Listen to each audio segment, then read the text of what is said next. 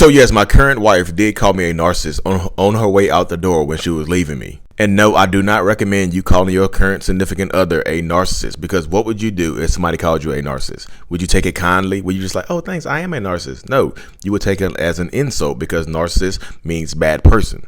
But yeah, she did call me a narcissist, but she's not the reason I went through therapy, y'all. I've been on a self-development, personal development journey for over a decade, since I was like 22 years old, working at Blockbuster Video in Greensboro, North Carolina. I've been reading books. I've been going to seminars. I've been, just watching YouTube videos about Tony Robbins, Les Brown, Eric Thomas, all of that stuff. I've been working on myself for years, for at least a decade before I heard the term narcissist. So since I was already into personal development and working on myself, therapy was an option for me, because I don't view therapy as a crutch. I don't view therapy as a bad thing. I view therapy as just another add-on to my personal development. Since I've been working on myself for years, the thought about going to therapy for the rest of my life, which I have to do, doesn't bother me. So if you're talking to your significant other who you think might be a narcissist and you want them to go to therapy, ask yourself this question right here. Are they willing to go to therapy for the rest of their lives? Because that's a real question to ask them. Like, are you willing to go to therapy for the rest of your life to maintain some kind of sanity and some kind of like a good decent life? Most times the answer to that question is going to be no, and it has absolutely nothing to do with you. It has more to do with them and not wanting to deal with the issues that they know are going on with them.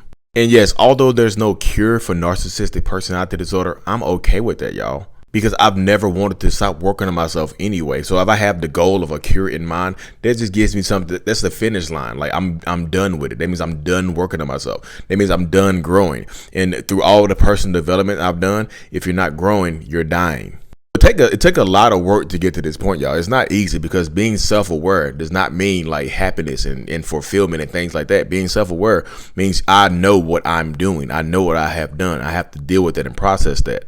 And by the crazy chance you get that narcissistic person to agree to go to therapy, make sure that they're going to therapy for themselves and not for you. If they say, I'll do whatever it takes and I'll go to therapy if that's what it takes to get you back, that means they're just going to therapy to satisfy you, not to satisfy themselves or to work on themselves. So they have to go to therapy regardless of whether you decide to stay or whether you decide to leave. Therapy is for them, because my wife can walk in this door right now and say she's leaving for good, and I would still go to my therapy appointment next week, because it's for me. And while I'm working on myself, it makes everybody else's lives around me better and allows me to talk to y'all the way I talk to y'all and raise awareness for narcissistic personality disorder, and also help victims and survivors as well. It's a lot of work, y'all.